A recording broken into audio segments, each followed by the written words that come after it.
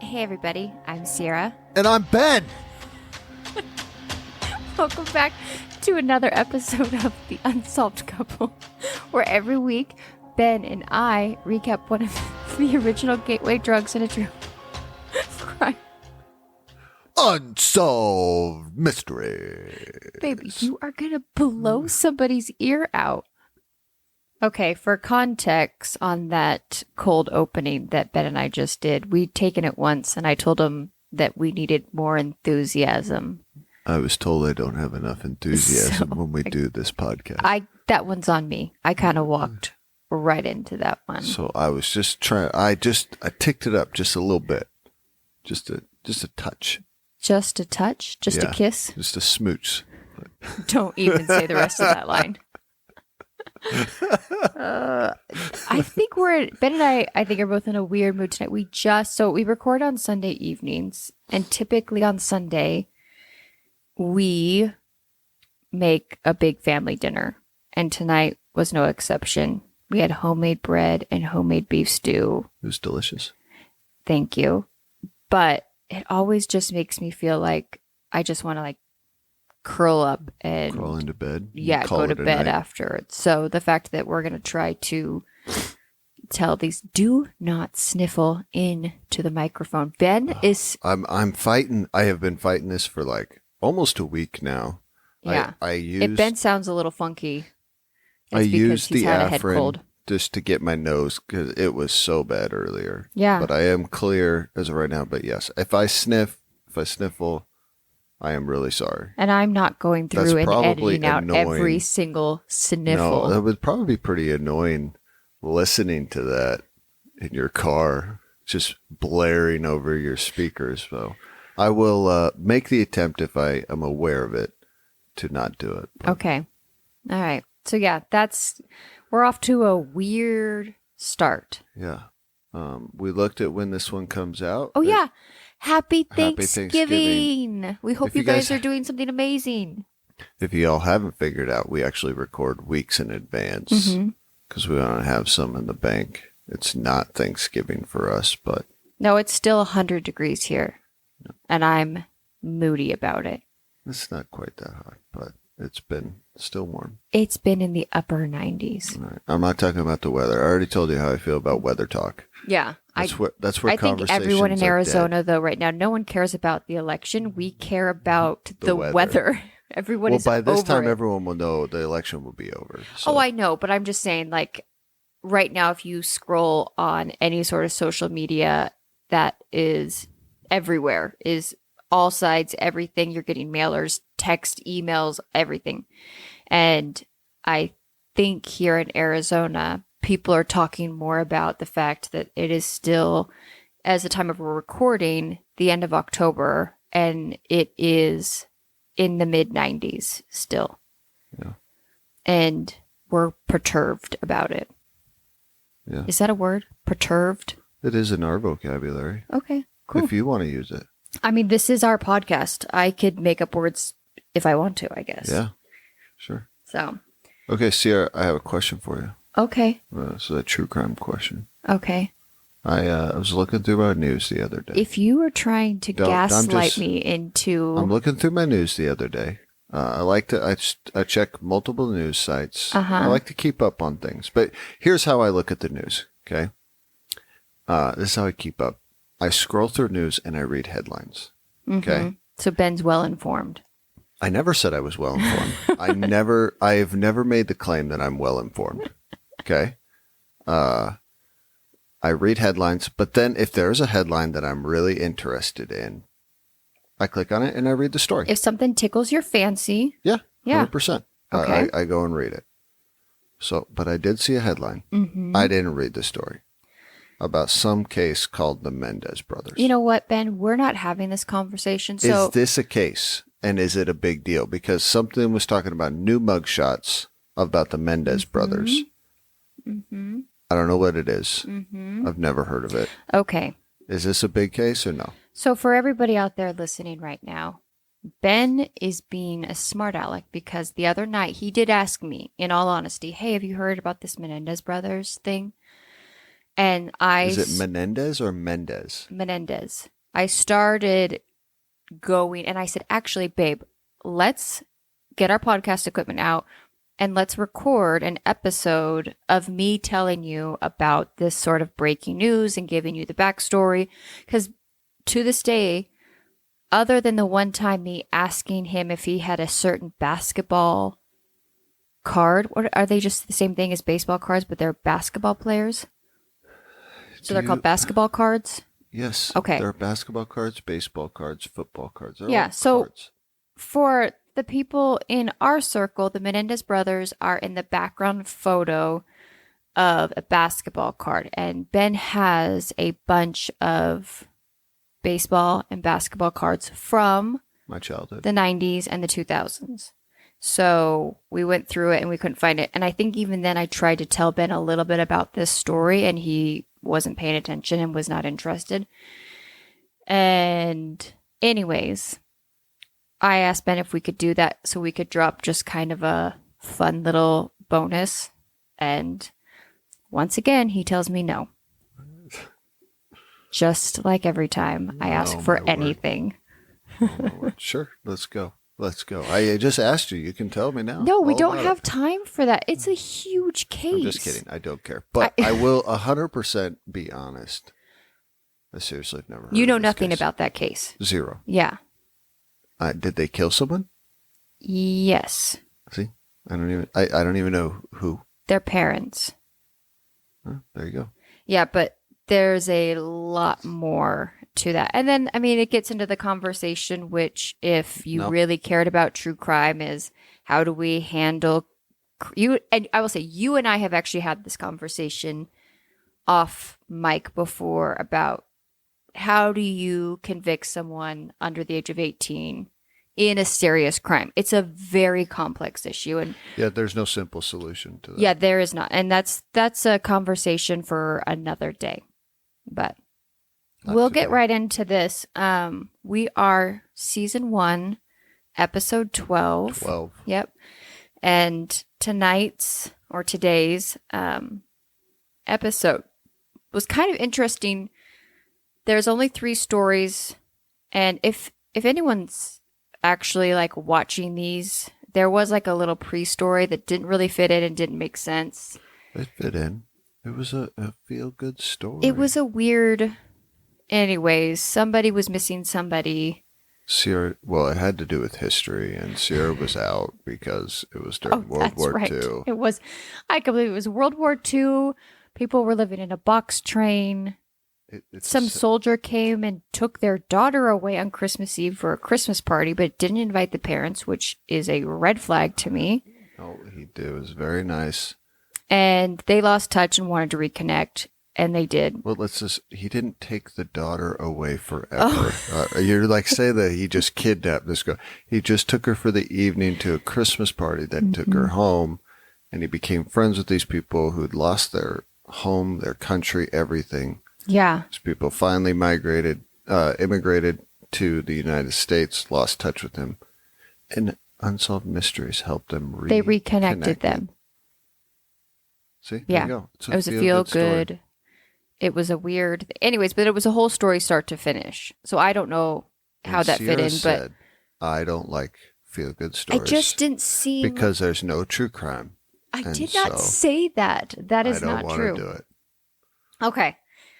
So the actual start... And then they start us off with real unsolved mysteries. With real crimes. So Matthew... Marshall Chase is who we're talking about this evening. So we start off on Unsolved Mysteries of this boy and girl walking into an apartment. And this made me... I mean, we are 9 minutes in, and I'm all ready to go on a tangent. We start off at 11:45 p.m. on June 8th. 22-year-old Matt returned home from dinner. What year was it? I think it was 1988. Oh, it was. Yeah. Okay. No, but this is my thing. 11:45 p.m. Yeah. Him and his roommate were coming home from dinner. Yeah, they were dating. No, they weren't. Well, come on. We all know they were dating. I don't think they were dating. Who goes out to dinner with his girl roommate? Well, they were friends from... And comes home at midnight. He moved in with her and her brother. But, okay, I got no vibe that they were dating. But I just was... The fact that someone was coming home from dinner at midnight... You were like, no. No. I'm already asleep for Been like asleep 4 for a while. hours. Yeah. But it reminded, before we had kids, you and I sometimes would get off work at past 10 o'clock at night and we would go out to dinner. Do you remember the days when we would go to 10:30 movies?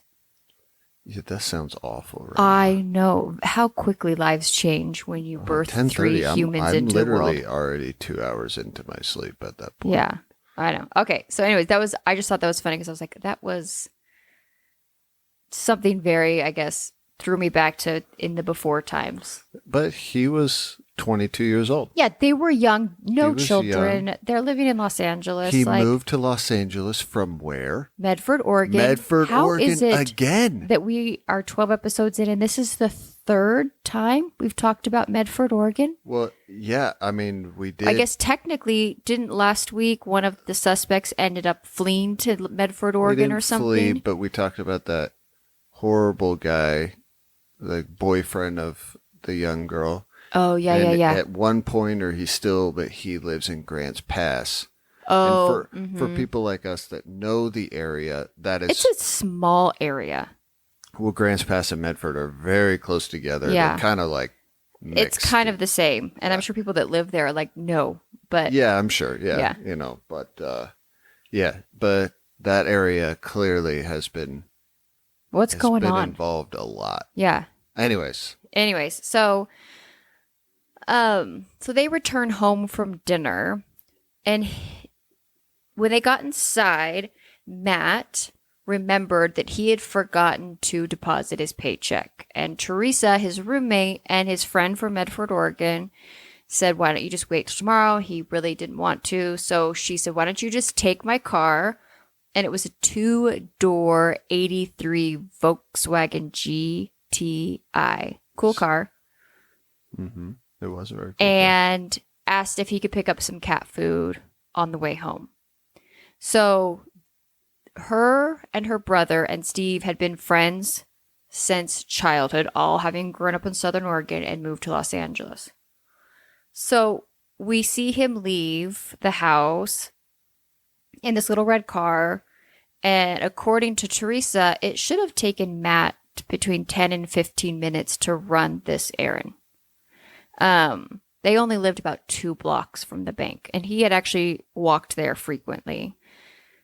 However, the next morning, Matt had still not come home.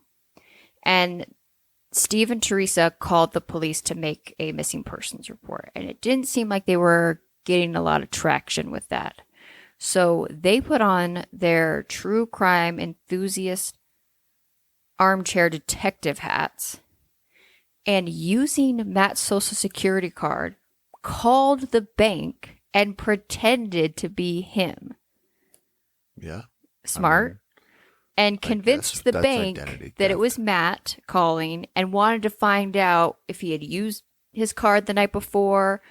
And the bank told him that he had several times. And Steve and Teresa then called the police back and finally got Detective Scott Burkhart, Burkhart sounds like a movie star, like police officer. Detective Burkhart on the case. Don't you think? Did you just kind of quote Paw Patrol? No. Yeah, you did. Paw Patrol is on a roll is very different than... Chase is on the case. Oh, I guess you're right. I did kind of quote Paw Patrol. However, Detective Burkhart was on the case. Yep, he's on the case. With his canine chase. Yeah. Hey, that rhymes. And realized that this might not be a typical guy goes out and just doesn't come home the next morning. Person. What? Might not be a typical missing person. Yeah. Because I think we've heard several times, right? Adults can choose to not come home. They can choose to go missing. They can choose to run away. They can choose. They are over 18. He just got but I so think tired with of his the, roommates. I will say, which is funny watching this. Did you notice Robert, our host, how he was talking about ATMs? Yeah, but he was right. Yeah. Because he talks about.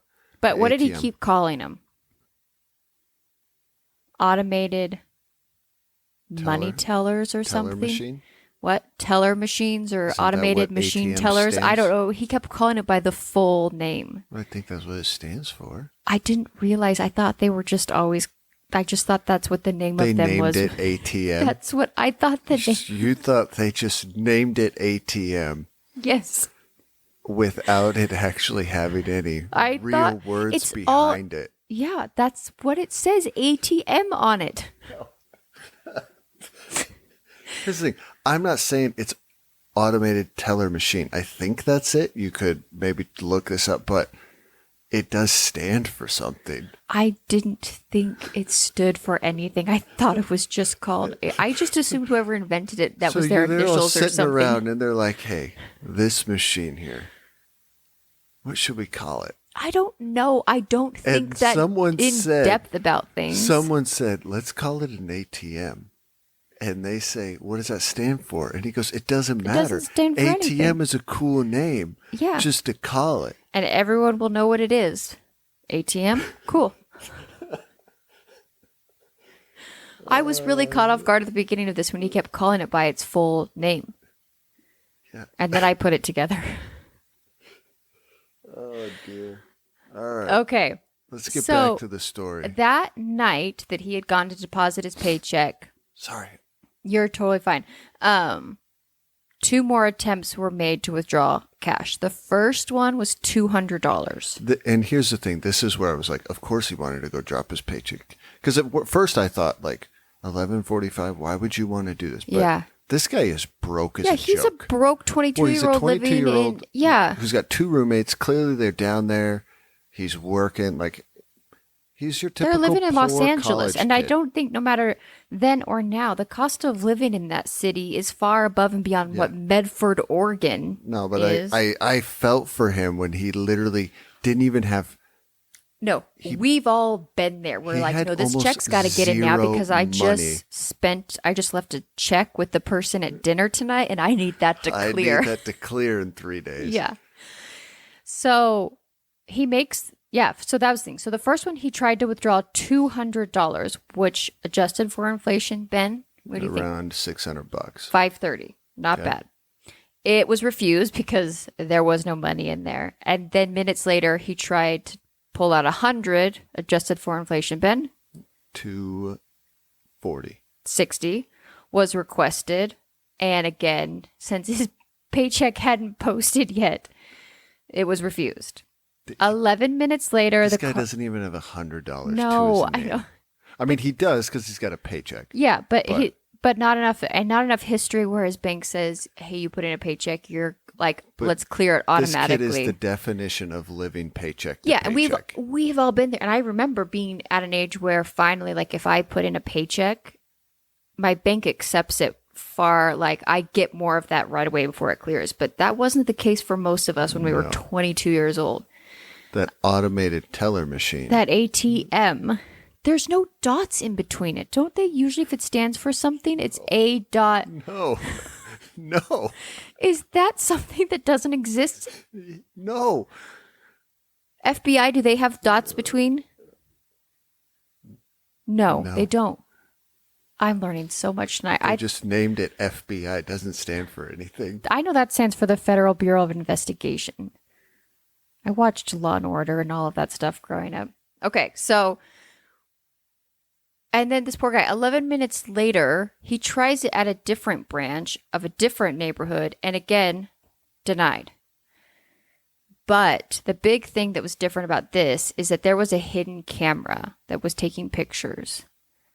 And there is a photo of Matt, and a strange man appears like right up in his business. And this is This stands out to the detective because he points out to us that typically at an ATM, people don't stand that close to you. It's kind of this like social respect. You keep your distance because... Well, back then, the ATM was your livelihood, right? The credit cards, especially for a 22-year-old, like, it's not a big thing. I just would like to point out, I think keeping our distance from people in line should be standard ATM distance everywhere you go. I wish people would keep their distance like I'm at an ATM my entire life. Okay, I'm not that extreme, but I do not know what it is. I swear whenever I'm in line at the grocery store. Yeah, it's awful. Or somewhere, and it's not a crowded, we're not waiting in line to get into a concert or something or a sporting event where everyone's trying to get through the front door, and y'all gotta be like breathing in my neck. I think we've gone over this before. You know how I feel about it. So this is a red flag to law enforcement because a standard person would not just be standing that close enough to get... Especially by now, it's past midnight. Yeah. We don't know exactly what time it is, but, I mean, if he had left at 11:45, it is now midnight or later. Yeah. And to have two people right there up at the ATM, I think we can all put together what's happened. And that's the thing. So obviously by this point, the police are under the assumption that Matt has probably been abducted and that the man in the photograph had something to do with it. So, and they actually even believe that he entered in such above and beyond amounts, hoping to get potentially someone's attention. They did say the 200, I think the first time he tried it was like 200. So I'm going to tell you, right, like, yeah. That was more than the daily allotment, they said. Yeah, it's almost like he was signaling. They said he trying to, yeah. Over the next day and a half, though, there were 5 more withdrawal attempts. By this time, the paycheck had cleared. So his paycheck was about $400, which adjusted for inflation, Ben? $1,180. $1,000, give or take. Yeah. Okay. Did you already do all of the math on this, or you just? I did not. Did you remember the numbers from earlier that I told you? I think like 1,100 was almost on the dot. I said 1,180. But where did you come up with 1,180? I don't really. Who? I've told you this. It's almost at this time in the mid 80s that it's almost triple, but not quite. I know, but why would you just not stuck with 1,100? The fact that you had to put the 80 in there is... Because I just want to throw a random number just to sound cool. Okay. I don't really have... There's no rhyme or reason why I do what I do. Okay, you just sound really smart, I guess, because And I want to sound like I'm the one that looks like these up every single time, and I still have not figured out the math. So... You know what? I was thinking about this the other day. Our listeners are they probably don't care. They probably don't. They're probably annoyed by how many times we try to do this. Okay. If you're annoyed, people let us know and we'll stop doing it. Easy peasy. So by this point, they finally confiscated his card. Yeah, it said it ate it. It just sucked it in. Have you ever had that happen? No, but I have heard of that happening. Yeah, I have too. I guess it is a safety mechanism. I think I don't know if you try to withdraw more than what's in there, but if you put your PIN in wrong so many times, I've heard that it does it. Yeah. I don't know. I haven't done that.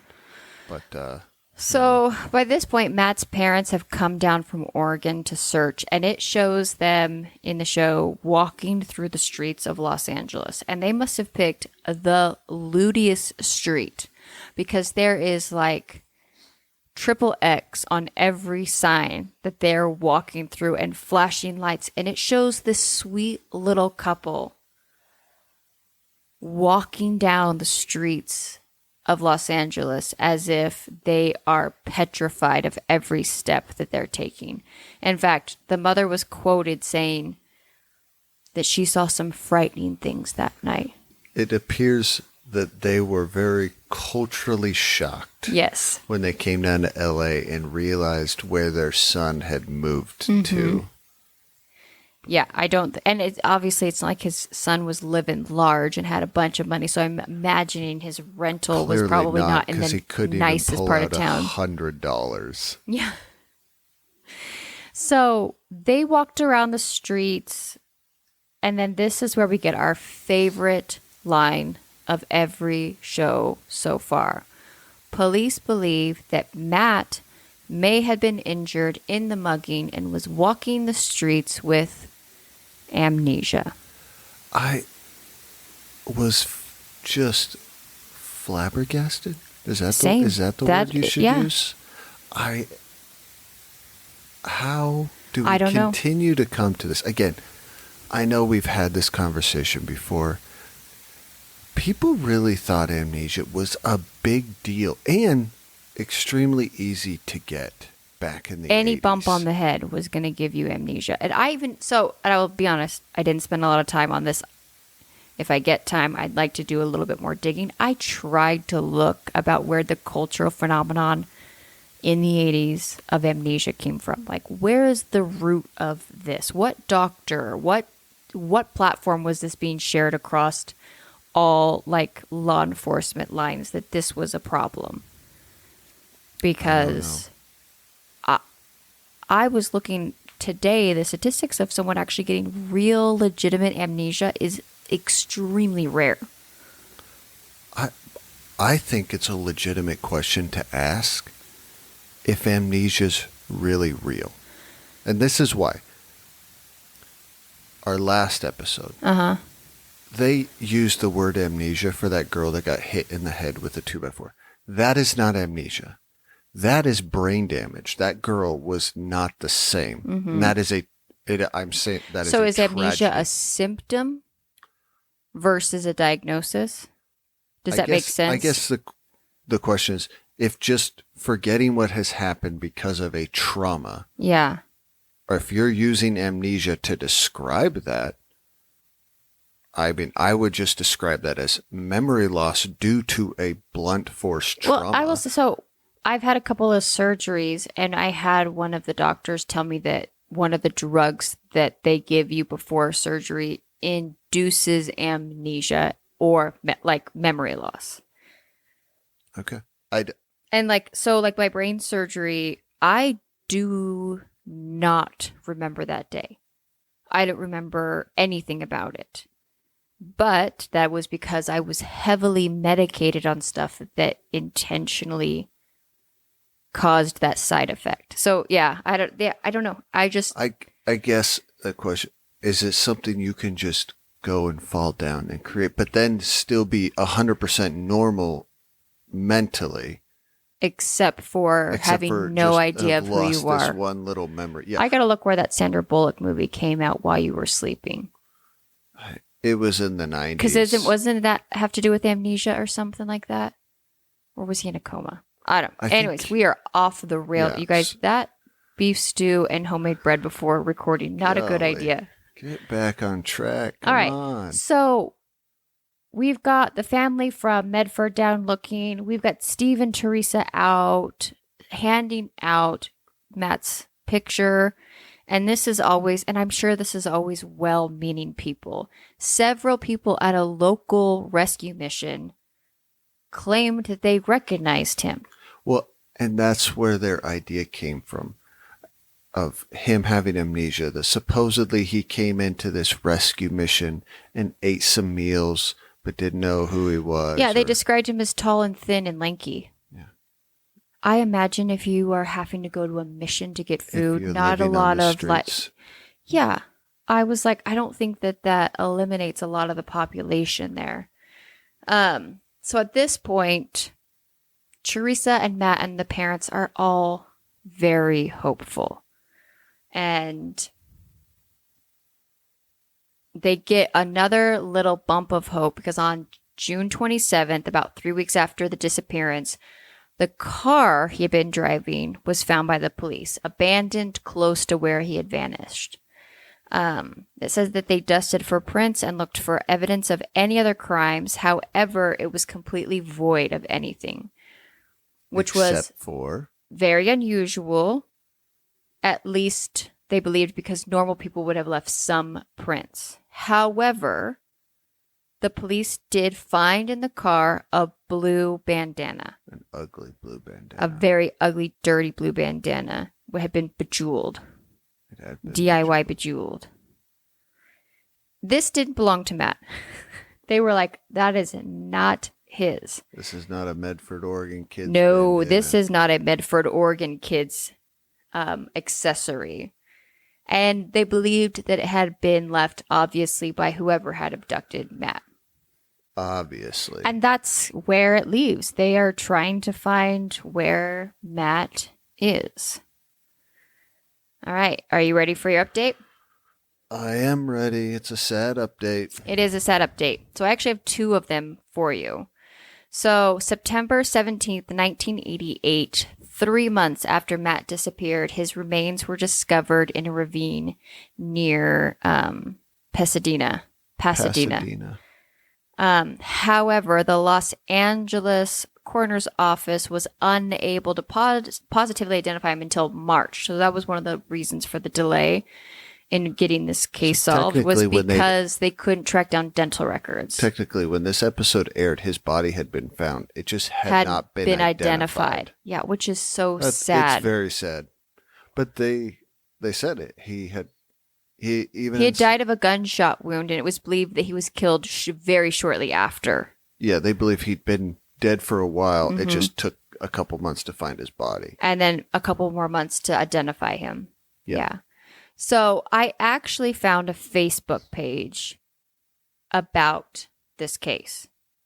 And It looks as if Matt's sister and a guy named Matthew Paddison, Piddison, are like the administrators of the page and run this page. Okay. And they posted, oh, dang it, I forgot to put the date. I think this was several years ago, but it was it's like posted at the top of the page. I think it was 2018. I think that's what it was. So it says, with a very special thanks to Matt's sister and my co-administrator, Matthew Paddison, for their labor of love, a very big update.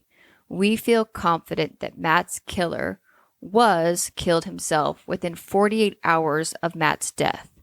His name was David Meza. Yep. And his death certificate indicates that he died on June 10th, 1988. 2 days after he was abducted. Yeah, we're thankful Meza cannot hurt anybody else, although the possibility of accomplices cannot be dismissed.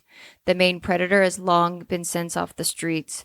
We will always keep Matt's spirit alive and look forward to watching the community grow. So they believe this Meza guy did this to him. I mean, I guess it had something to do with that bandana. It was a heavy gang activity. He was involved in gang violence. And I read that he was a known gang member. Mm-hmm. So they believe he was killed in a drive-by shooting. It said he was killed by a drive-by shooting. I mean, which could you get any more 90s in Los Angeles than it's 80s. 80s.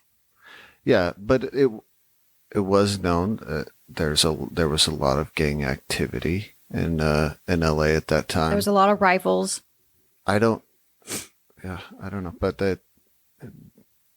that's the family. I mean, that's good. That's good. So I thought that I just wanted to share that, since that was from at least people that seem to be close to the family that shared that. And they've got a Facebook page, just kind of, I read through it. Several people shared stories. It sounds like he was a really fun guy. He showed up to a girl's house for prom because I think he knew she didn't have a date. And she was sharing the story, but he also had brought like a mannequin dressed up and invited her to be their like third wheel or something. I don't know. Like, it seemed like he was really a fun, social, outgoing guy who enjoyed making people laugh. So. Well, then that's too bad. Yeah, it is too bad. But so. Good that people Yeah, Continuing the to page they remember. were sharing stories and just kind of it was good to see these people kind of keeping his spirit alive by doing that. So that's our update. That's Yeah. a good. I mean, sad that he died, but I think we all, when you first hear the story, you assume, yeah, he wasn't walking the streets with amnesia. I think the more logical end to this, but it's good that. Yeah, I mean, unfortunately, it's probably just a crime of opportunity. It's sad that it led to such a violent end. Okay, babe, what do you got for us? All right, we got an interesting one. Are you ready for this one? Oh, born ready. Yeah. Well, first they label it unexplained death. This isn't unexplained. No, it's not. No. But so they tell us of what we've got. Robert tells us what we got. At 10:06 a.m. on February 14th, 1986, outside of Houston, Mary Lou Jerry was shot 4 times and was found dead. And then Robert Stack comes back, and I thought this was interesting because he then tells us we have the parents of Mary Lou who are very convinced that her husband, Stephen, which is spelled Stefan, Stephen Jerry had something to do with it. Uh-huh.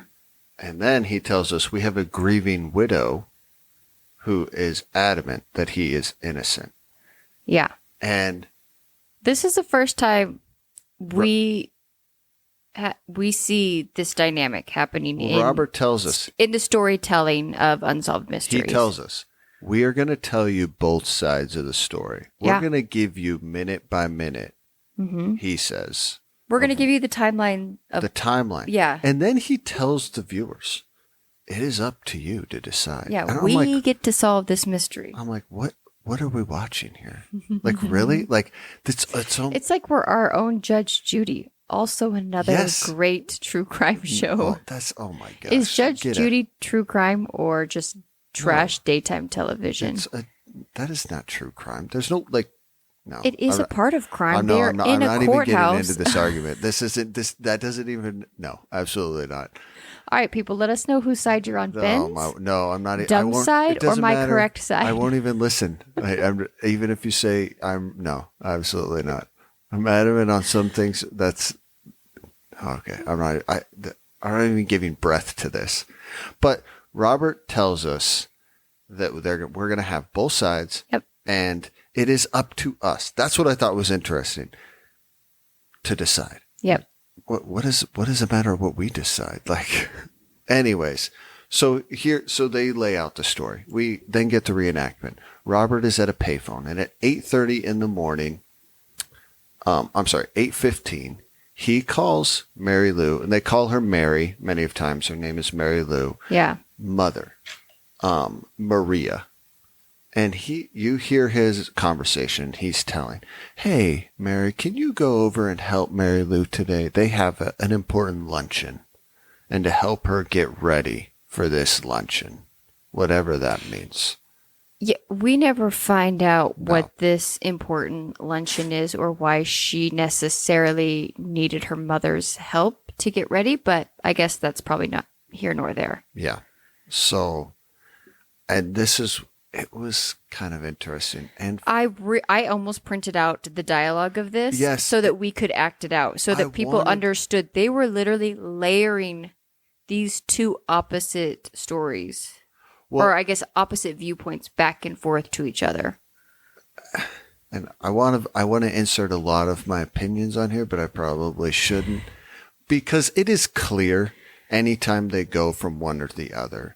They are telling the story they want you to hear because they are clear of how they want you to react, right? Okay, yeah. And Mary up front, I did zero research on this. So Maria, they go to her. You hear that he's called her now. Mm-hmm. They go to Maria, and she goes, I instantly got off the phone, and I called Mary Lou, and she didn't answer. And I thought this was super weird because supposedly she's getting ready for this luncheon. She should be running around the house. Why would she not? So according to Maria, she's already suspicious. Instantly. At 8:15. Then she says she drives over there. It's only a 20-minute drive. The back door or the side door, because I guess that's where they enter their house, is locked. And she says everything is in order in the house. Except that the front door is unlocked. Or the front door is in open. the reenactment, the front door is open. But if you actually catch what Maria says, the mother, she says the front door was unlocked. Which according to her... Okay, that is a big... Yes. Oversight from... I guess not oversight, like misinformation. I'm not... No. So she says the front doors, and again, according to her, this is extremely suspicious because Mary Lou is very aware of her surroundings.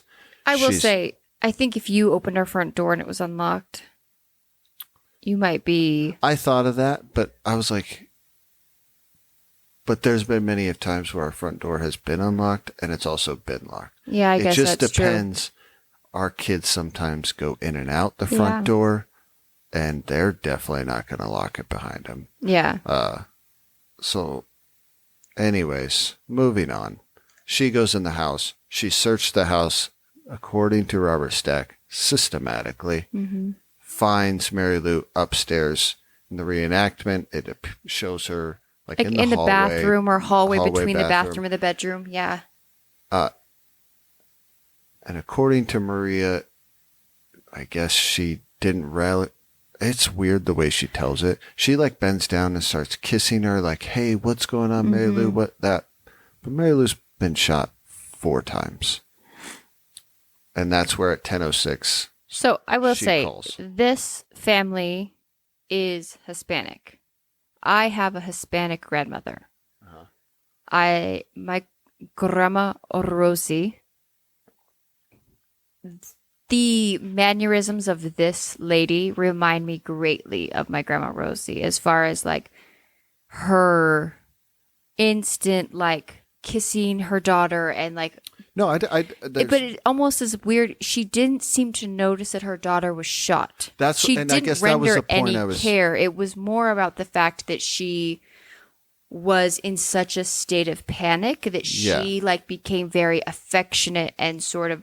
And having my genealogy is my grandma is Hispanic, and that is a big part of my culture and my upbringing. That made sense to me for a mother or grandmother to act that way instead of recognizing that there was a life or death. I mean, she did call 911.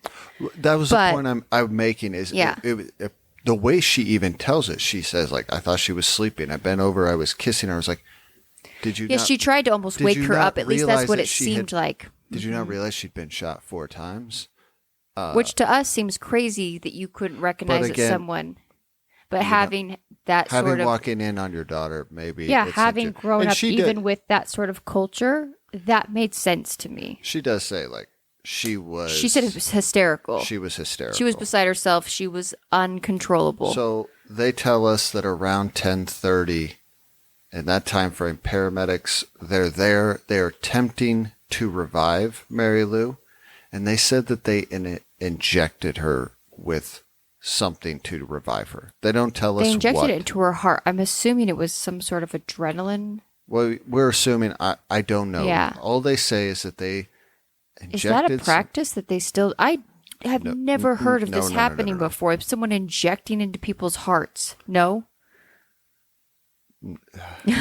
Anyways, Ben has some knowledge of life-saving, like emergency care.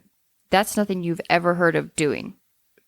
Yes, I mean I will say I am an EMT. Yeah.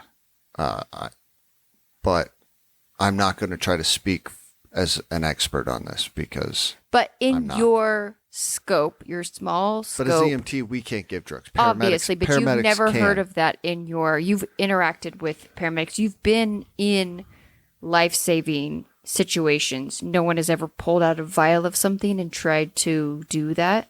I'm not going to speak because I'm not a paramedic. Paramedics can push drugs, and maybe there is a drug that they attempt to push. I don't work. Yeah. I've just never heard of this I don't know. before. I don't want to, because I don't go to these calls. Yeah. Like, I'm not on an ambulance. I'm not at the scene where someone's almost dead. And I don't know all the procedures that a paramedic would go through to try to save someone's life. I mean, I guess if anyone else was weighs in, but I guess I feel like in the world we would kind of know if that was a common practice or not, but I've never heard of it before. All they say is that they gave her an injection of something to try to revive her. And they tell us that is important because this messes up the ability to determine the cause of death. So come to find out, she had been shot 4 times by 2 different guns, a .380 caliber and a .22. But no guns were found in the house. Yeah. Nothing was left behind. Okay. The mother tells us that nothing was missing. This was not robbery. She says it was a very well-planned murder, according to her. Nothing's missing. Yeah. And now we have the husband, Stephen. He tells us that's not true. He says that 25 to 30 to possibly $40,000 worth of stuff was missing. He says jewelry was missing. What year was this? I'm going to do inflation. 1986. 1986. He says jewelry. So he's guesstimating that close between $80,000 and $95,000 of jewelry and fur coats are missing. And fur coats. He says a lot of stuff is missing, and there is stuff of value missing. Okay. So this is where Stephen comes in. Now we find out a little bit about them. They've been married 3 years. Stephen is an insurance agent, and Mary Lou works for him. Yep. And we find out a little bit about their marriage. And this was kind of the funny part. Stephen talks about their marriage. And I did write these 2 quotes down because I think it's good to kind of see give context. the they're contrast. Literally interviewing both these people, and they are slicing their interviews back and forth to each other. They're going from one to the other. Right next to each other. Stephen says about their marriage, it was extremely exciting and the most fulfilling relationship that I've ever had with an individual. Except for himself. I think that was kind of interesting to use the word individual. Yeah. Anyways, then they go to Mary Lou's mother. And this is what she says. It was a torment of a marriage. Last 2.5 years, it was nothing but crying about one thing and another, fighting over money. Okay. So we have But here we have a man saying that almost in today's money, a significant, what did I say, $90-something thousand worth of stuff is stolen. Supposedly. And he's an insurance agent. I don't know. Those 2 numbers are not adding up. I don't know. I'm not making these assumptions. I have no idea. I just thought it was funny. Yeah. That he's saying it was these 2 interviews could not be polar opposite. They literally contradict each other with every question. The mother is saying that it was just torture for her daughter. Torture. Like it was been the worst last 2.5 years of her marriage. So the police started an investigation. Stephen has some guns. They check all of his guns. They run ballistics. None of his guns, supposedly, that he owns were used in the murder. And then we get Stephen's alibi. He tells us his alibi. Oh, his alibi is extremely detailed. This man has a memory like no other man I've ever seen before. Well, but this day was probably questioned a lot. I think he was aware of what he needed to have to say for that day. They do say normally Stephen, on a normal day, worked in his office from home. He was an insurance agent that mostly worked at home. He does have an office elsewhere, but he usually worked from home. But that day, he didn't. He said, and these are his words. I'm going to quote you. I was going to write it down, but I got his entire quote. There's no way you would be able to alibi. write all this down. No, Yeah. it was just too much. He says this. I woke up at 5 that morning. I went upstairs and worked on the computer. I had an extremely busy day. There were some things that I had to finish up. Mary Lou was still in bed. Told her that I would call her at 7. I know that the security system was on when I left the house at about 6:25, 6:30. So he says he left the house at about 6:25, 6:30. Sorry, I just sniffled into the microphone. I apologize. I went down to the 7-Eleven and got another cup of coffee. I left there and went to the post office, picked up our mail for the day. From there, I went to the donut shop, picked up donuts. Then I went to Precision Glass, Don Richardson's company, and talked with them for a moment. I started to leave, realized that I had forgotten to call Mary. I went back in at the reception desk and called her at almost 7:30. She was up. She said that she was busy. That was his this exact guy, just his mannerisms when he talks. So I told her goodbye. Made me annoying. What does that remind you of? Busy. I don't know. Busy. It's from The Office. Oh, is it? Yeah. Anyways. I think it's convenient that someone needed to see him make a phone call. We have no record of this. They show us no evidence that this phone call did or did not happen. Or if it did, was there actually someone that picked up the phone? We don't know. So now from 7:30, supposedly, when he called Mary Lou, to 10:06. Also, who gets coffee at 7-Eleven when you're also going to go get donuts? Go get coffee at the same donut shop.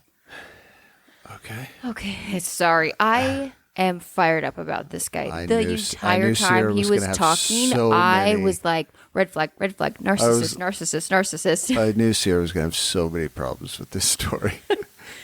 This man, his wife is dead, and he is sitting here like he is the most charming man on the face of the earth, and he's the real victim in this situation. Please tell me, sir, how your wife's murder is inconvenient to you. Okay, sorry, continue. Are you dead? Yes. So from 7:30 to 10:06, we don't. That's the end. But supposedly Stephen was at his office. Supposedly. Well, he was at his office because many of people saw him there and said that they saw him. He brought donuts that day, so everyone would know that he was there. Now comes Bill Elliott. Bill Elliott is a private investigator. Man, it really paid to be a private investigator in the 80s because it seemed like everybody was hiring him left and right. He was hired by the parents of Mary Lou. He looks into it because he looks into Stephen's alibi. Yeah. Because the parents are convinced that Stephen did it. They are not a fan of him. No, that was clear as day. And he proceeds to tell us that he's finding some inconsistencies in his alibi. I actually do have some problems with the private investigator. I'm sure you do. I guess only one thing I actually have a problem with what he said. He said that he went and interviewed the employees of these businesses that supposedly Stephen went to. And he says that the employees at the 7-Eleven were very specific and precise that, he first said that he found out it was not habit for Stephen to leave the house before 9 or 10. That I believe. Okay, maybe. But then he said he interviewed the employees at the 7-Eleven. They were very specific that Stephen showed up 3 minutes until 7. Yeah, so at I did think that was interesting. But supposedly Stephen said he left the house at 6:25, 6:30. And went straight to 7-Eleven. Which the 7-Eleven was 2 blocks from the house. Okay. Less than a 5-minute drive from the house. So if he showed up at 6:57, I'm sorry. the chances of someone knowing when another person walked into their business by the minute. You're telling me that it was 6:57. Well, and I will say, since we have no recollection, or we are not recollection, we have no information. It wasn't that they went back when the private investigator asked and checked the security tapes. Nothing. This is supposedly. And that's what I'm saying. I will say, I find that just as unbelievable as I do that a fact that this man remembered literally every single thing on his to-do list and intentionally made himself as visible as he did that I'm not day. saying Both of those things to me are unbelievable. That I'm just saying, Bill is telling us like this, that this debunks his alibi. Yeah. That these employees knew that he walked in at 6:57. I'm like, it's just really hard for me to buy that an employee at 7-Eleven at that time of the morning, I am remembers sure when people a customer coming in and out walked in by the minute. Mm-hmm. They might remember the general time. Yeah, if they had said it was close to 7 or just after 7 because a little bit before 7. They had the radio on and the news broke or whatever. I don't know. But for them to be that specific I'm just saying crazy. that saying doesn't sway me that you've debunked No, his in alibi. fact, if anything, I find that less likely. Yeah. But according to him, he says that the workers at the donut place, at the 7-Eleven, at these places, that Stephen came back the next day to remind them that he'd been there. Can you imagine the day after finding out your wife was murdered, taking the time to go around to the places you had been and said, hey, remember I was here yesterday at this time? But I will say this, after that,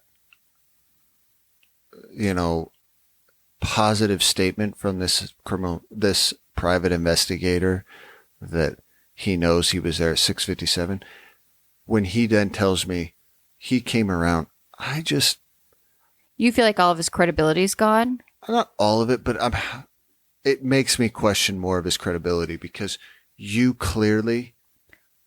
This guy's behavior to me, husband, that tracks to me. I'm not saying it's not true. Don't get me wrong. I'm just saying this guy is getting paid to find one thing and one thing only. Yeah. And he thinks he's found it by this, or this. His credibility, it's a little tainted for me. Mm-hmm. But if that to be true, that's, okay. That's crazy. Anyways, Bill thinks that in these indiscrepancies of this time that Stephen got rid of evidence. Yeah. We have no evidence that says that. We just don't know. But the police, they're looking into it. They're investigating it. But this guy's got an alibi. The problem that they have run into, the massive problem that the police have run into, is that there is literally no way to determine time of death due to the EMS trying to revive Mary Lou. Which is really unfortunate because that would narrow this timeline down a lot. If they'd known she was dead at 6:30 or 7, if they've been able to determine that her time of death was at 6:30, then when he says that he called her at 7:30, obviously we can put this all together. So, 2 years prior, we then find out that Stephen had taken out an insurance policy on her and himself. Ding, ding, ding, ding. I knew you were going to have a problem with this, but the guy is an insurance agent, not out of the realm of weirdness, but it is a motive, 100%, for $435 on both of them. So, 10 months after she's passed, he tries to collect on the insurance. And I guess they actually interviewed an insurance investigator who was looking into all of this. And he comes to find out that Stephen's got $120,000 What's that? This is the kicker. Yeah, he has $120,000 of hard cash judgments against him. That's no. Oh, let's do inflation calculator for this one. 120,000. 1986. 355,000. Oh, I just did a bunch more zeros than I was supposed to. 355,000. That's your guess? Yeah. Why does it keep doing that? 120.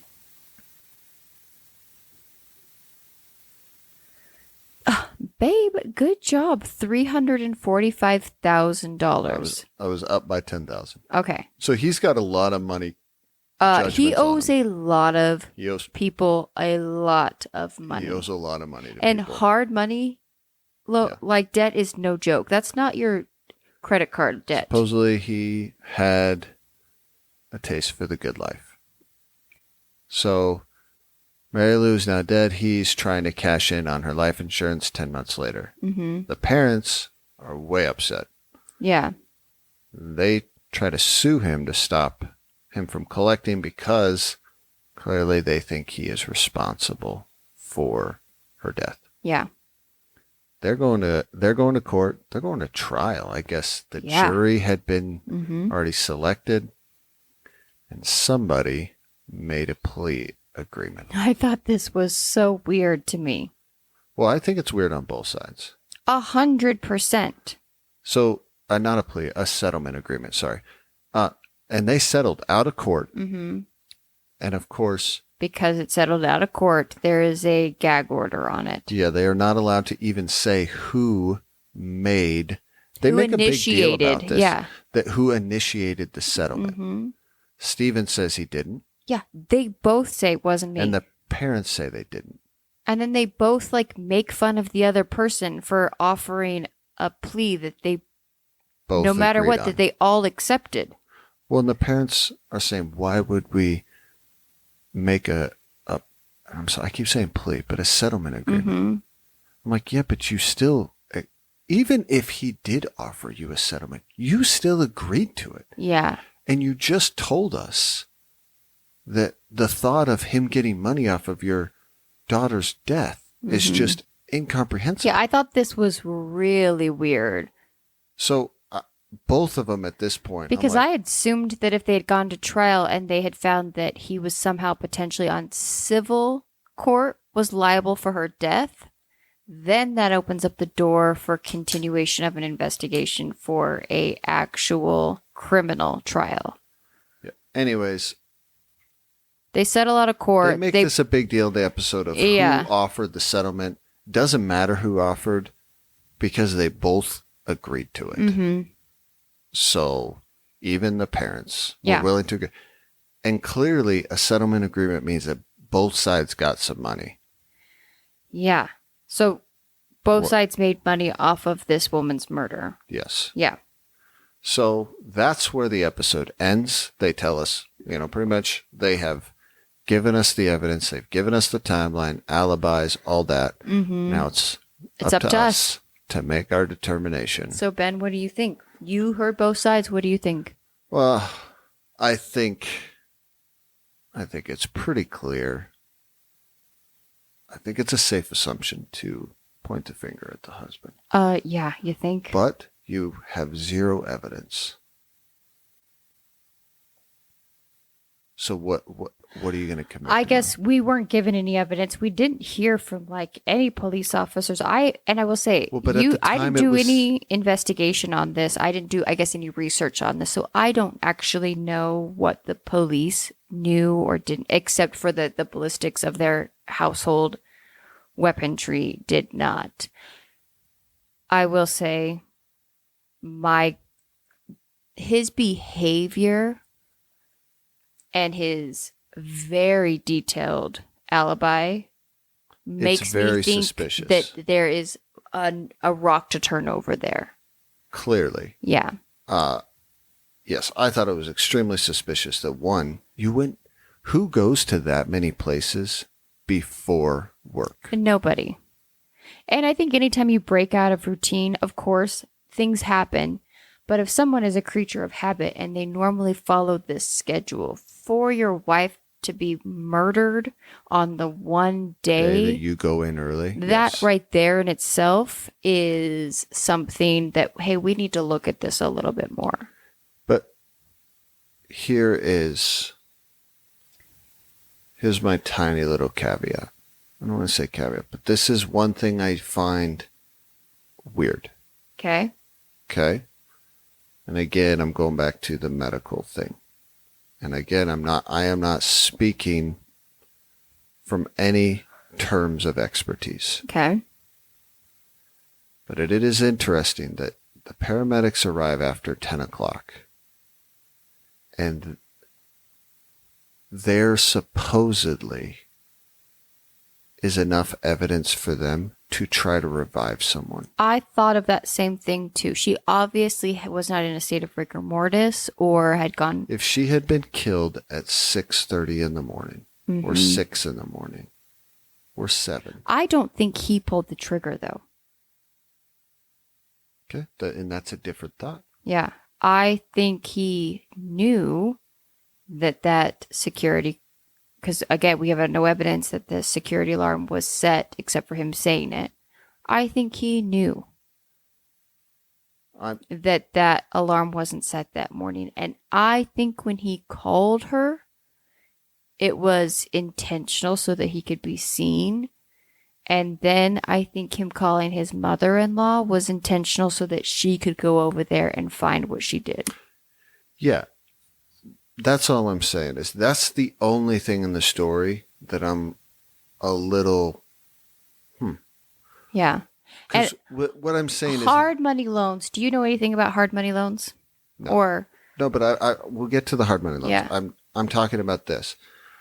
What I'm saying is, they made a very big deal out of her time of death, and I think the reason they're trying to make that a big deal is because they're trying to say, do you think he killed her before he left for work that morning? Or if someone killed her shortly before the mother found her? And if she had been dead since 6 in the morning and the paramedics walked in, It would have been very obvious that there was no ability for life-saving measures to do I will anything. say that's an interesting thought. What you're saying is it's possibly he hired a hitman. Mm-hmm. Very possible. His thing, I don't know. What I do know is all of his behavior, the way he talks, 100%. Like, this guy is your number one suspect. Yeah. But there is zero evidence to point to him. So you ready for the update? I'm worried about this update. It is still unsolved. I'm not surprised. Yeah. Her murder has still not been solved. As of 2018, the family is offering a $20,000 reward to try to solve this case. The family is still into it. I want to say. Well, look at the husband. Well, yes. And the police have said he's still a person of interest. The fact that they have not been able to clear him, that should say something right there. I mean, I think it's pretty clear. The police know it's him. There's just no evidence that they can charge him. To close it or bring charges against him. So I will say, I read a couple articles. That one where in 2018 the family was offering a $20,000 reward to anyone that can help them solve this case. As of that point, the father had passed away. The mother was still alive. I don't know if she's still. That was 6 years ago, obviously. Yeah. Earlier in the 2000s, I read another article. So the department that was investigating it was a county sheriff's office. Mm-hmm. From what I can kind of gather, they were smaller, less funded, and the sheriff's office was actually trying to push for the Texas Rangers to investigate it. And the reason is because they're better funded. They're better funded with the Department of Public Safety for the state of Texas. They have a lot of resources. And there was a push for the Department of Public Safety and the Texas Rangers to have a cold case division. and they were going to really try to push them to open that case. It doesn't look like that ever really happened. I guess the sheriff had said or the deputy, someone from that sheriff's office, they said, listen, we're a small town. We've done the best that we can. They have investigated this. They've opened this case like 3 or 4 times, the sheriff's office, and have tried to solve this case for them. It's probably going to take whoever got paid to kill this guy's wife to come forward in some way, shape, or form, or to find the murder weapon, or to find a financial trail as to when he got that money. So I will say the hard money loans. This is my question, I guess. And I'm not speaking from any experience other than in my very small world of lending that I do for work. Hard money loans are no joke, but there are ways to get hard money loans outside of a lender. And that's typically with potential organized crime and not we're back to the mob. Nice people. And so I would have some questions. Who did he owe money to? How was that money acquired? What were their ethics like? Because, did all those people get paid back? And so anyways, yeah, I mean, I guess if anyone listening to this knows anything about this case or, has a tip, please reach out to what town was this in? It says Houston, but it's not in Houston. There's no way. Yeah, Houston's a huge area. Yes, it says Houston, but then when it's outside of Houston. Okay, well, reach out to that local department and submit your tip and potentially try to get some light shed on That's too bad. This case. Unfortunately, it probably will never be solved. Yeah, but, I hope that guy stubs his toe every day and cuts his toenails just too short every time. The moment he looks so arrogant and the way he's talking about her, like she was an object, I was instantly like, nope. I knew you were going to dislike. And I didn't care for the guy either. It felt rehearsed. It felt like a show. It felt. He was somehow the victim in this situation, and I was like, excuse me, sir, your wife has been murdered and you're sitting here. Like, he felt very prepared to answer the questions. Exactly. Yeah. And I can't stand men like that. I even thought, was he giving his alibi? His alibi seemed like he was reciting a play. Yes. Yeah. And I said, who goes to that many places before work in that short of a time frame? No, I have an office that I rarely go to work at. And it's even in town where there might be several places that I need to go to. And no one's doing that. But he also wanted to make sure he was visible in front of lots of people. You want to get remembered of showing up to the office early? Bring a box of donuts and everyone's going to remember that you were there. All right, we could beat this one into the ground. But... So our last story tonight is about Dolores. Is it Valdez?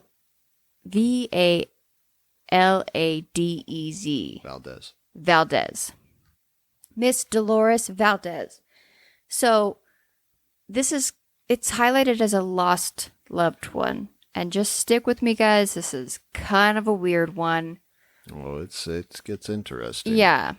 So Dolores is a woman with no parents, no history, and no heritage. She's a lost And soul. it shows this sweet woman walking through a cemetery with heels on, and the grass is clearly wet.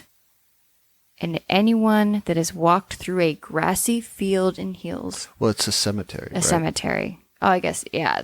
But her heels are sinking in, and that is the most annoying thing when you're wearing heels. That's what Sierra got. That's what I was focusing on. So she does not know how old she is, though she believes she was born on September 17th, 1947. She was raised in San Bernardino, California by her, quote, stepmother, Maria. Maria always told her that she had been, get this, left on a doorstep in the night along with a black kitten. In a suitcase. Yep. No. None of that happened. Albus Dumbledore dropped her off. No. A black kitten? That was This Professor could not be more of McGonagall. a made-up story, okay? However, this story has haunted her entire life. Her quote-unquote, and I say stepmother because we're going to find out here shortly that she was actually never adopted. She was just basically living under this woman's roof. Maria refused to tell her anything about her past. As a result, she has no documentations, which has made things very difficult. She can't obtain a passport. She's not allowed to receive any money left from her stepfather's will, and her daughter could not qualify for the Mexican American college scholarships. I don't know if all of those same hardships would be today, but it seemed like the fact she's got no papers, no documentation, that is inconvenient. I've lost my driver's license before, and it's annoying. And she's just hoping that someone can find her real family for her. I think we hear these stories now and we're like, just do an ancestry familiar kit, right? Like, to us, this seems so... This is an easily solved problem. Yeah, according- $99 and we can get you a lot of information, like Just goes to spit show into how a far cup. we've come, Exactly. So the lady that took her in, I don't even like calling her stepmother because it gets complicated at the end, but I'll say explain it's her that. foster mother, at least. Kind of, yeah. So the foster mother, Maria, was a midwife and a powerful medicine woman. What's the Spanish word for witch? I don't know. Alexa, how do you say witch in Spanish? Witch in Spanish is bruja. Bruja. That's what it made me think of. Okay? Just because we've been studying the Salem witch trials. Okay. So she was a bruja, according to Sierra, or a powerful medicine woman, according to Evan, who worked with potent herbs and ointments and was actually considered somewhat of a pillar in the San Bernardino's Mexican American community. Now, I'm going to tell you what Unsolved Mysteries told us. In my research, I found out that this might not be true, but she claims to her foster child that she was not able to have any children of her own. So she adopted 2 children, Vicky and Mingo, but chose to not adopt Dolores. So she had 3 children living under her roof.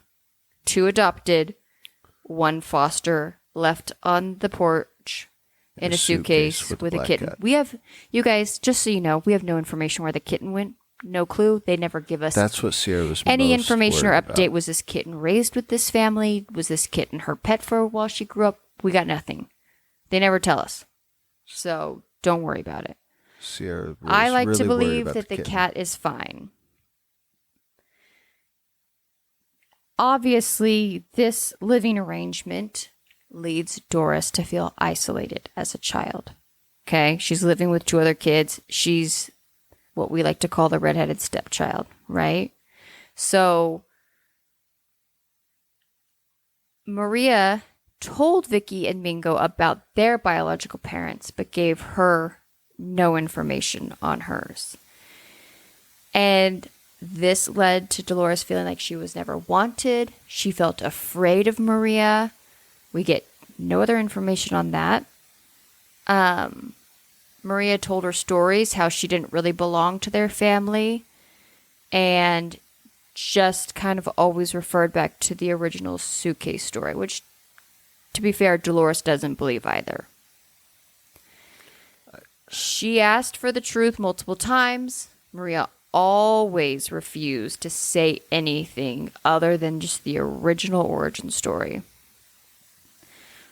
When Dolores is in 4th grade, Maria dies. So now she's out of the picture. Yeah, I know. Yep. It kind of slingshots you, and you're like, wait, what? Yeah. Yeah. So here's my problem. And I think you and I have had this conversation before. Maybe we'll cut this out later because I'm going to get off on my little bit tangent. I have a problem when people badmouth people after they've passed. Yeah. If there's not reason to. Yeah. Now, if you are a murderer or a rapist. Well, I will say this girl, this woman, she's sharing her experience from her point of view. But she paints this picture of Maria as like kind of like this evil stepmom. Yeah. She was afraid of her. She was terrible. She told her she didn't belong. Yeah. But yes, she raised her. She took her in. Mm-hmm. I mean, that's fair. This is my little... Again, I feel like I can understand in the Mexican American culture that I was raised in. You don't talk about secrets, and you don't talk about hardships, and everything is you take those things to the grave. Now, how a child interprets that is beyond me, but I have found out things about my family history later in life that were not ever shared because you don't talk about the bad things. Does that make sense? And so I try, when I was listening to the story, to take it from likely these were some of the first, if not second generation Americans living here. And then you have this girl raised in this, feeling very different. I think both things in this scenario can be true. She was probably a very intimidating woman. There is tragedy on both sides. If this lady, it is a tragedy. She's being raised not knowing who she is, where she came from. And those are legit questions that people want answers to. Yeah. But at the same time, you haven't presented me anything of reasons of why this lady really is a bad person. Other than she wouldn't. You believe that. Yeah. But what if it she was keeping something from you, but what if she it was wasn't? true? Yeah. I'm not saying I 100% believe it was true. I'm getting a little on my tangent just for the fact of I see this all the time. Like someone passes away and then all of a sudden they just badmouth. People come out and start badmouthing. And I'm just saying, yeah, anyways. And it is true. If she did just openly lie to her and made her feel, told her those things, then it's a tragedy. But at the same time, this lady did bring this girl in and raise her and took her.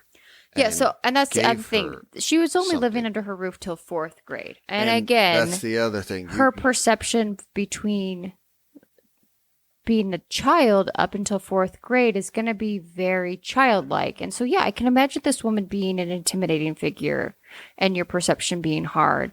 But they just portray Maria in this episode as this bad kind of villain lady. And that was hard. Yes.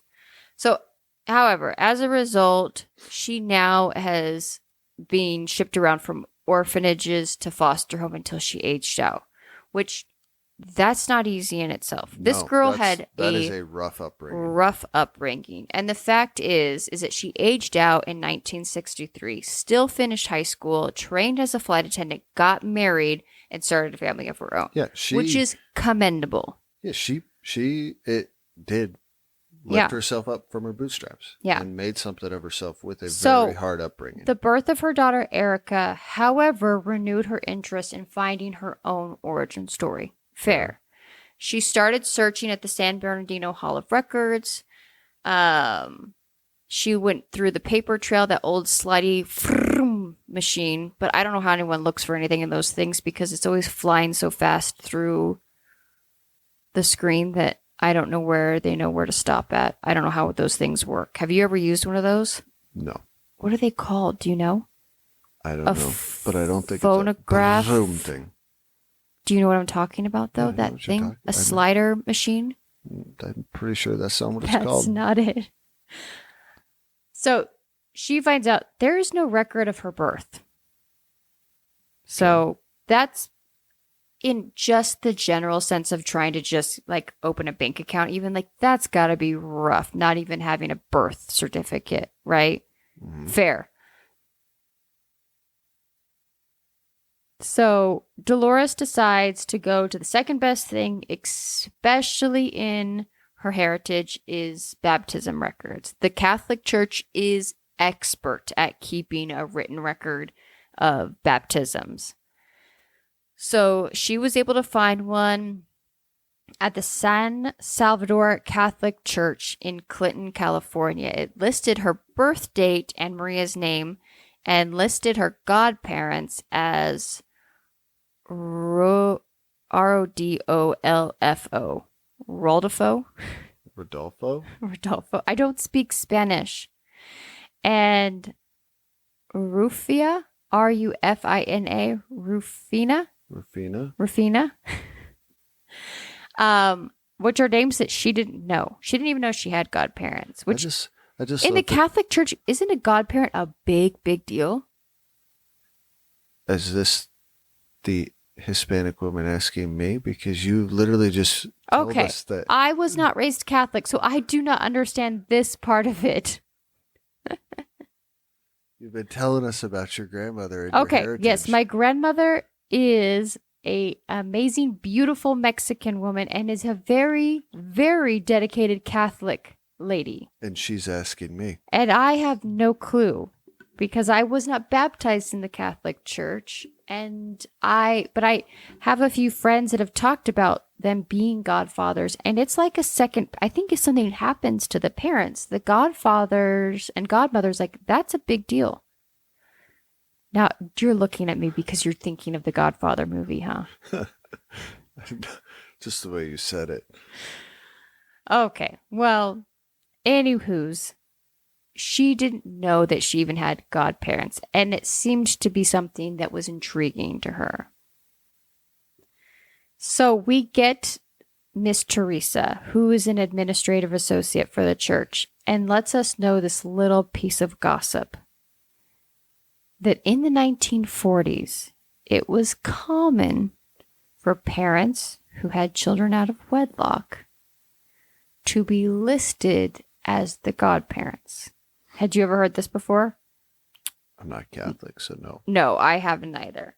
But again, back in the time, and so a generation and a group of people where we don't talk about the quote unquote bad things, right? Nope. Yeah. So Dolores was able to obtain medical records from where she was hospitalized for diphtheria as an infant, but that indicates that Maria was her aunt and that her mother was named Esther, who was deceased. However, no death certificate for that woman ever existed. And her birth date was listed as September 17th, which was not the day up until then she had celebrated. So we are getting all kinds of conflicting information. Than answers. Exactly. So she tracks down this Esther lady, and Esther is very nice to her, invites her into her house. No, you're saying no. That wasn't Esther. In the story, it says that there was also a rumor that Maria had taken a child that she'd helped deliver. Oh, a family friend. That's right, a family friend. You're right. What I'm saying is, it gets very complicating. That's why I said. That's why I was saying this is because it gets very complicated. They tell the story that she'd heard this story in the family or around town that Maria had taken a child that she'd helped deliver from a family friend and raised it as her own. Mm-hmm. And so a lady that had a child out of wedlock. So she found out who this lady was. She knocks on her door. Went to her house, confronts her, and the lady's like, "I'm so sorry. I can't help you. You're not my child." Yeah. And she doesn't believe her. She proceeds to tell us that she seemed discombobulated. She seemed nervous, wouldn't answer her questions. Then she tells us that she saw a picture of her daughter on the mantle, and she's like, that could be my sister. We look like twins. But this lady will not budge say that on she the is. story. We actually never get her name. Yeah. She never tells us. Yeah, We you're right. just That's what was find out- complicated. So there's now, she's literally every, what we would consider main source of information where you can kind of go back and check your records, has a different story for her. We're now up to 3 possible different people that could be her parents, but there's no way of knowing. So actually, it ends up being for Esther. Oh, the woman listed in the hospital papers, Rafina, her godmother, and an unnamed family friend.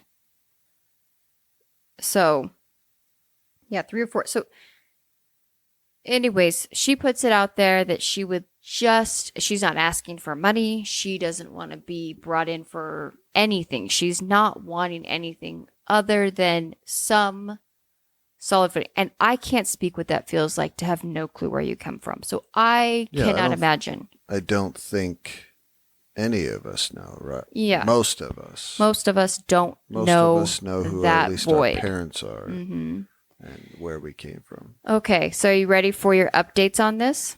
Yeah, I looked into it a little bit, but maybe I'm sure you found something better. It seems to be quote unquote unsolved. That's what I thought I found. It's interesting that this woman went on Unsolved Mysteries, pleaded for public help. I found one story that Maria has identified her mother and they're okay with it. They've come to terms with it, but like they're not going to give that information to anybody. And then I found another person who says that they believe, so I'll just, a web searcher located public records about Maria, which stated that she and her husband, so Maria was the original foster mother. Okay. They found a census record that her and her husband had several children. The original foster mother. Yeah. So she was likely able to have children. But by the time that she took in these 3 children, adopted 2 of them and had another one, her youngest daughter would have been in her early 20s. At the time, or here's the thing, at the time of Dolores's birth, she had 1 daughter left who was in her late teens, and her name was Esther, which was also listed on the hospital records as Dolores's mother. There is speculation that this was her biological granddaughter. Now, I'm saying all of this was literally on Reddit forums because the actual Unsolved Mystery website has no further information on this. Yeah, take this with a grain of salt. Take it with a grain of salt. They sourced all of the records that they found to put this together, but they still said that they are making speculation by just estimating all of these things. We're looking at things and making assumptions. Is it possible that she had a child out of wedlock and that her mother raised it? Is that unheard of during the centuries even before this? No, that was a common practice. I don't want to say common, but it was an option for people who had children out of wedlock for this sort of thing to happen. However, none of that's confirmed. Now, on that exact same Reddit forum, there was a woman or a person who commented on this. Probably claimed that she knows the family and that Maria has gone on to have, Dolores has gone on to have multiple children. She's very happy. She has figured out who her mother is, and the family wants to leave it alone. It sounded like maybe it wasn't a good answer, and they're at peace. They said Dolores is at peace with it, and that's the end of it. She feels she owes Unsolved Mysteries no further information. Then someone else speculated on the same Reddit forum that they had heard as a family friend that Dolores was possibility the product of an extramarital affair. And that is now we're just getting into yeah, we're getting crazy into stories. the weeds. So, anyways, long story short, it's unsolved. Can I just say this though? Yeah. About her having other children and raising her granddaughter. Yeah. Did you notice at the very beginning when she's walking through the cemetery what they said about Maria, the stepmom? That she was buried there in an unmarked grave. Maria was? Yeah. That's what it says in the beginning. Huh. What family buries their mother in an unmarked grave? I don't know. Exactly. That's all I'm saying. That's Huh. all I'm saying. That's an interesting question. I actually didn't even catch that part. You're telling me that this lady raised a family, then raised her granddaughter, raised 2 foster children, or raised 2 adopted children, and then they buried her in an unmarked grave? Yeah. Huh. Seems a little disrespectful. Yeah. Well. That's all I'm saying. I don't know. Yeah, I mean, I don't know. It's hard because I guess with ancestry DNA and stuff like that now, I was expecting that we'd have an answer to this. And who knows? Maybe she does. And she's chosen to not disclose that information. That is her right to do. But you would also assume this lady went on national television. Yeah. If she had found the answer, I thought at least some newspaper, some news station would do a story about it and say, hey, this happened years ago. Look at this feel-good story. Yeah. That didn't happen. Yeah. So I don't know. Probably still is. There you go. So that's it. That's episode 12. This was a wild one. It was, I mean, I guess the only thing that was solved was the first one. Mm-hmm. The other two. And even that was kind of like a really tragic solving that he ended up being murdered 48 hours later. Yeah. Yeah. All right. So that is our show for you guys. So real quick, I'm going to do all of our little infos. If you guys have any questions or comments or suggestions, please feel free to email us at unsolvedcouplepod@gmail.com. You can find our discussion group where I post Let's Talk About It Tuesday morning after every episode drops. That group is Unsolved Couple Podcast on Facebook. We're also on Instagram and now on TikTok. That's right, people. Dear. Unsolved Couple Pod on both of those handles. TikTok. Ugh. The tick of the talk is what people call it nowadays. Like TikTok croc? TikTok croc. Ooh. And, okay. So, And what? We're on YouTube. Oh, that's right. Ben, good job. Yeah, so we're YouTube official. And I think we are just about everywhere you can stream any sort of like accredited podcast. So I'm going to brush my shoulders off because I did that without knowing a single thing about any of this. And I've got us listed everywhere. Now, great job. We're only on like YouTube playlists. We're not like video because we are recording. Nobody wants to watch our high-tech studio is just so high-tech that we don't have any cameras in here yet. Nobody wants to just sit watching us speaking Nobody to a wants microphone. to sit and watch us talk with each other. Yeah. We're just talking We're in a sitting microphone. here staring lovingly into each other's eyes. We just would make everybody jealous. But how in love and obsessed we are with each other. You're probably right. It's actually at our detriment and your benefit that we don't record ourselves and put it on YouTube. No one wants to see all of my excitement. Oh, your what? My excitement. Ben's always jazzercise to be here. About this awesome show we get to watch every week. Okay, so I have a question for you. I have an answer. 35. Okay. Are there any idiosyncrasies, I think that's the correct word, that you noticed about yourself after being married? Do you know what I'm talking about? No.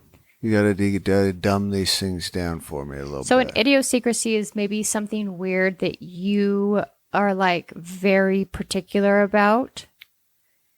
And maybe you didn't think that it was weird or abnormal, but it's like something solely that you do. Do you want me to give you an example? Do you want me to go first? Sure. Okay. Hit me with it. Something that I do that I did not know was not maybe a normal thing. I've got a few of them. You what? I've got a few of them. Okay. My butter on my toast has to be melted. And if you give me toast with unmelted butter, I'm not going to eat it.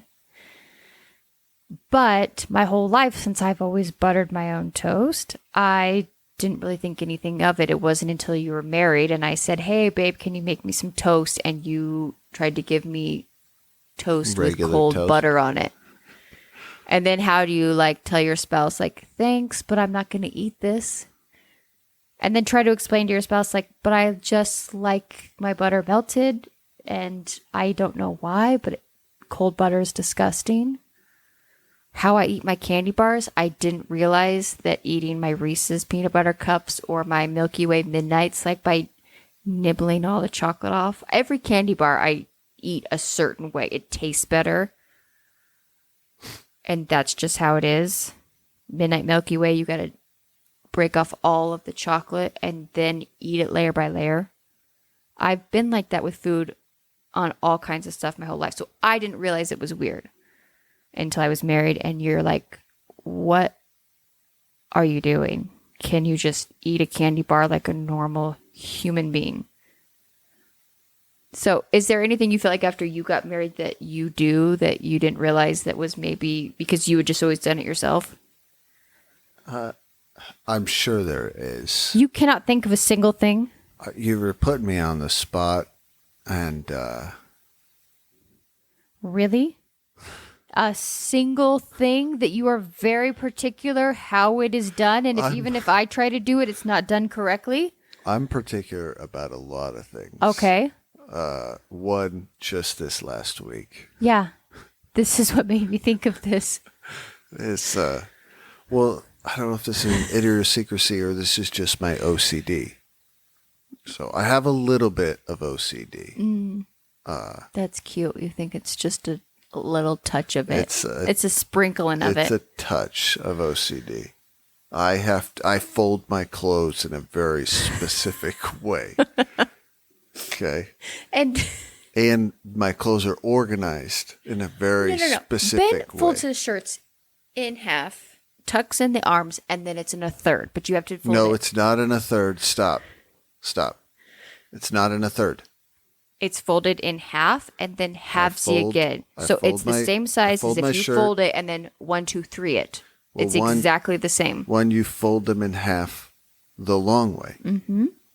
Okay. Yes. And then I tuck the sleeve in. And then I fold it in half and then in half. Mm-hmm. Okay. So there's, I guess you could say, there's 3 half folds going on here. 3 or a third. But the first fold in half is how everybody folds Everyone a shirt. does it. We're on the same page with that one. Yes, the long way. But then I fold them in half and in half. Mm-hmm. Okay. And so I fold Ben's shirts. Usually, let's just be clear, in this house, I usually am the one that folds the laundry. Because you are specific about it. Because I am very specific about it. And also I don't care. And I do the same. I could live out of a laundry basket. Yes. When I was single, my clothes just lived in the dryer. Yeah. Or on the floor. I'm the same with my pants. I fold them in half and then in half. Mm-hmm. And then my shirts I have 4 rows. And each row has a reason of what shirt goes in what row. Yeah. And why. Technically, I have 5 if you want to count my workout section. Anyways, this is sounding much more OCD than it really is, but I'm telling you. But I thought it's so. This week we've the laundry had gotten out of control. It was one of those week. weeks. We're getting into the holidays. The laundry was out of control. And Sierra, bless her heart, tried to put the laundry away. Yeah, I came in. I spent over an hour sorting and folding laundry. My shirts were all messed up. And they were all folded wrong. Doing his shirts. And I had to refold my shirts. So I don't want to hear anything about my melted butter on my toast. Yeah, there's just a few things. That is one. It's just how I am. That's an syncrasy. And I might be driving people crazy by getting that word wrong. It doesn't matter. But it's just one of those little things that I think, you've always just taken care of it yourself, and you really don't think it's that big of a deal until someone else does it incorrectly. And you're like, no. That's not how we do this around here. Well, I did try to just ignore it at first. Mm-hmm. And how did that work? Well, I'm not going to eat. It lasted a day. I'm not going to eat cold butter on my toast. Yeah. It's just not going to happen. When I walked into the closet the other day and I saw you'd just put my shirts. I did not know until just this moment that you had a pile organization. Yeah. I didn't realize that. So I put them all away. But I just was like, oh, this stack is shorter than the other one, so I stuck it in there. No, that's not how it goes. There's a reason that stack is, all right. People don't care about this. They don't. So let's move on. Let's be done. But yes, that is one of mine, and I am fairly certain there's a lot more. Yeah. A lot more. But here we are. Yeah. So there you go. All right, everybody. That's our show, and we hope you guys have an amazing week, and we will see you back here next Tuesday, where Ben and I recap one of the original gateway drugs into true crime, Unsolved Mysteries. Bye.